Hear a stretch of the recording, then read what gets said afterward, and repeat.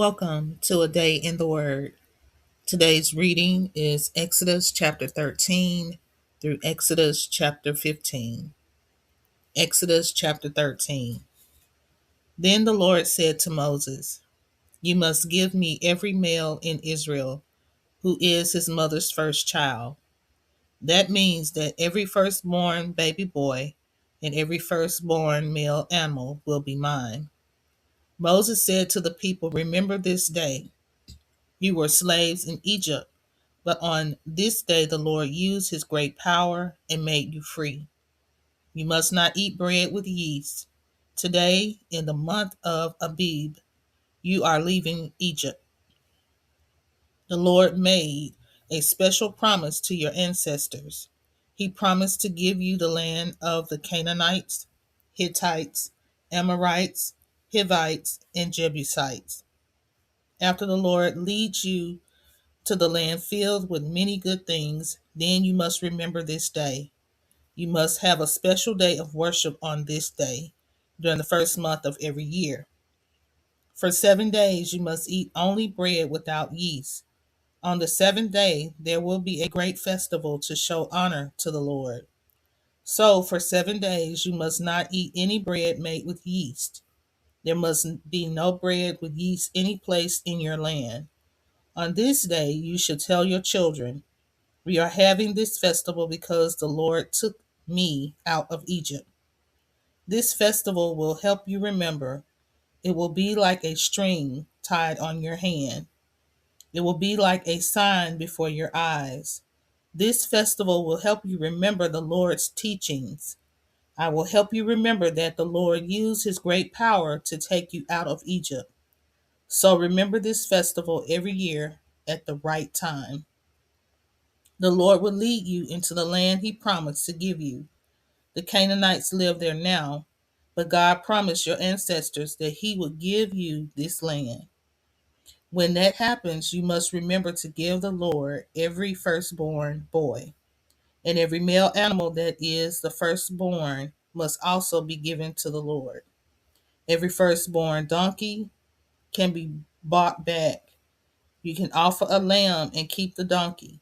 If you don't want to buy back the donkey like this, then you must break its neck to kill it. But every firstborn baby boy must be bought back from the Lord. In the future, your children will ask why you do this. They will say, "What does all this mean?" And you will answer, "The Lord used his great power to save us from Egypt. We were slaves in that place, but he led us out and brought us here. In Egypt, Pharaoh was stubborn and refused to let us leave. So the Lord killed every firstborn in all the land. The Lord killed the firstborn males, animal, and human. That is why I give every firstborn male animal to the Lord. And that is why I buy back each of my firstborn sons from him. This is like a string tied on your hand, like a sign in front of your eyes. It helps you remember that the Lord brought us out of Egypt with his great power. Pharaoh made the people leave Egypt. God did not let the people take the road leading to the land of the Philistines. The road by the Mediterranean Sea is the shortest way, but God said, if the people go that way, they will have to fight. Then they might change their minds and go back to Egypt. So God led them another way through the desert by the Red Sea. The Israelites were dressed for war when they left Egypt. Moses carried the bones of Joseph with him. Before Joseph died, he made the Israelites promise to do this for him. He said, "When God saves you, remember to carry my bones with you out of Egypt." The Israelites left Sukkoth and camped at Etham. Etham was near the desert. The Lord led the way. During the day, he used a tall cloud to lead the people, and during the night, he used a tall column of fire to lead the way. This fire gave them light so that they could also travel at night. The cloud was always with them during the day, and the column of fire was always with them at night. Exodus chapter 14. Then the Lord said to Moses, tell the people to go back to Pi Hahiroth. Tell them to spend the night between Migdol and the Red Sea, near Baal Zephon. Pharaoh will think that the Israelites are lost in the desert and that the people will have no place to go. I will make Pharaoh brave, and he will chase you, but I will defeat Pharaoh and his army. This will bring honor to me. Then the people of Egypt will know that I am the Lord. So the Israelites did what he told them. Pharaoh received a report that the Israelites had escaped. When he heard this, he and his officials changed their minds about what they had done. Pharaoh said, why did we let the Israelites leave? Why did we let them run away? Now we have now we have lost our slaves. So Pharaoh prepared his chariot and took his men with him. He took 600 of his best men in all of his chariots. There was an officer in each chariot. The Israelites were leaving with their arms raised in victory. But the Lord caused Pharaoh, the king of Egypt, to become brave, and Pharaoh chased the Israelites. The Egyptian army had many horse soldiers and chariots. They chased the Israelites and caught up with them while they were camped near the Red Sea at Pi Hahiroth, east of Baal Zephon. When the Israelites saw Pharaoh and his army coming toward them, they were very frightened and cried to the Lord for help. They said to Moses, why did you bring us out of Egypt? Did you bring us out here in the desert to die? We could have died peacefully in Egypt. There were plenty of graves in Egypt.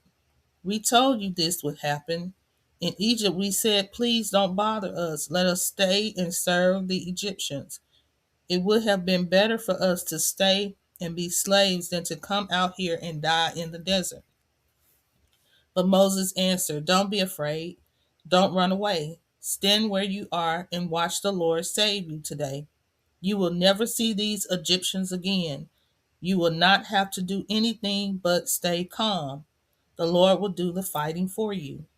Then the Lord said to Moses, why are you still crying to me? Tell the Israelites to start moving. Raise the walking stick in your hand over the Red Sea, and the sea will split. Then the people can go across on dry land. I have made the Egyptians brave, so they will chase you. But I will show you that I am more powerful than Pharaoh and all of his horses and chariots. Then Egypt will know that I am the Lord. They will honor me when I defeat Pharaoh and his horses and his horse soldiers and chariots. Then the angel of God moved to the back of the people. The angel was usually in front of the people leading them. So the tall cloud moved from in front of the people and went to the back of the people. In this way, the cloud stood between the Egyptians and the Israelites. There was light for the Israelites, but there was darkness for the Egyptians. So the Egyptians did not come any closer to the Israelites that night. Moses raised his hand over the Red Sea, and the Lord caused a strong wind to blow from the east.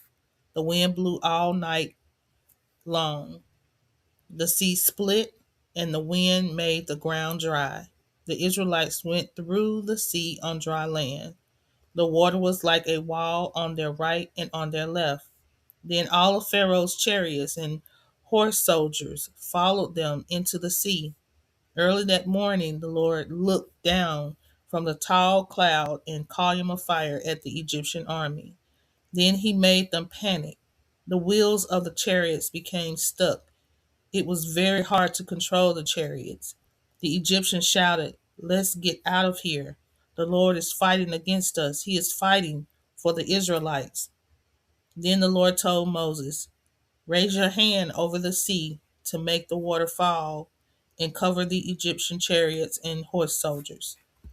So just before daylight, Moses raised his hand over the sea, and the water rushed back to its proper level. The Egyptians were running as fast as they could from the water, but the Lord swept them away with the sea.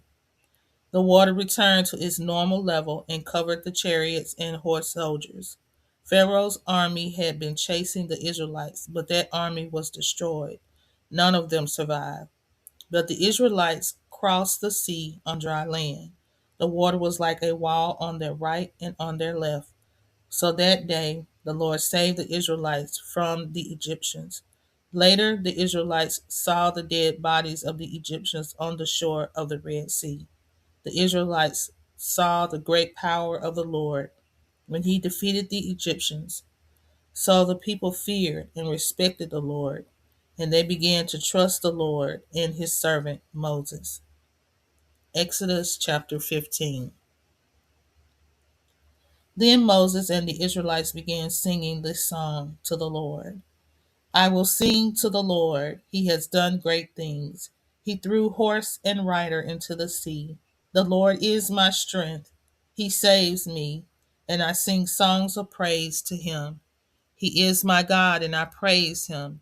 He is the God of my ancestors, and I honor him. The Lord is a great soldier. The Lord is his name.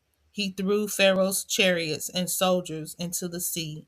Pharaoh's very best soldiers drowned in the Red Sea. The deep water covered them, and they sank to the bottom like rocks.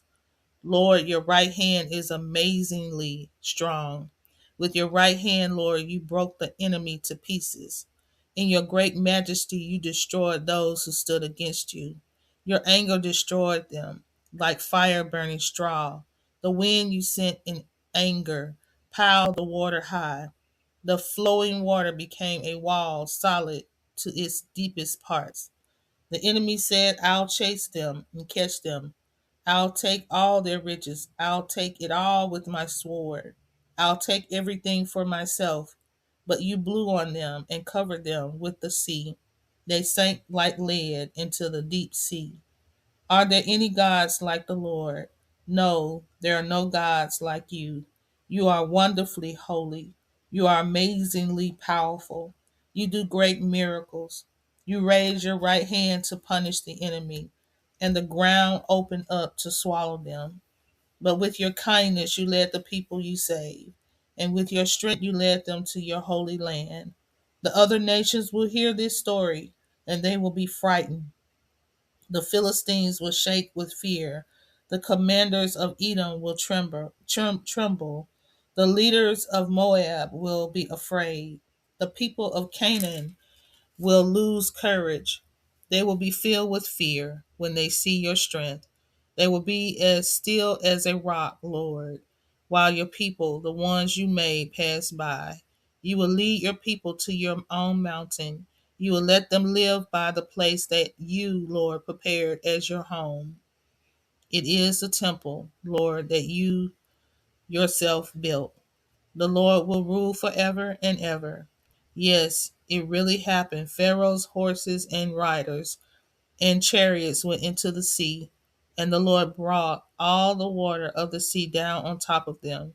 But the Israelites walked through that sea on dry land. Then Aaron's sister, the woman prophet Miriam, took a tambourine. She and the women began singing and dancing. Miriam repeated the words, Sing to the Lord, he has done great things. He threw horse and rider into the sea. Moses led the Israelites away from the Red Sea and into the desert of Shur. They traveled for 3 days in the desert. They could not find any water. Then they came to Marah. There was water at Marah, but it was too bitter to drink. That is why the place was named Marah. The people began complaining to Moses. They said, Now what will we drink? So Moses called to the Lord, and the Lord showed him a large piece of wood. When Moses put the wood in the water became good to drink. There the Lord put in place a law and a command for him that tested him to see if he would obey.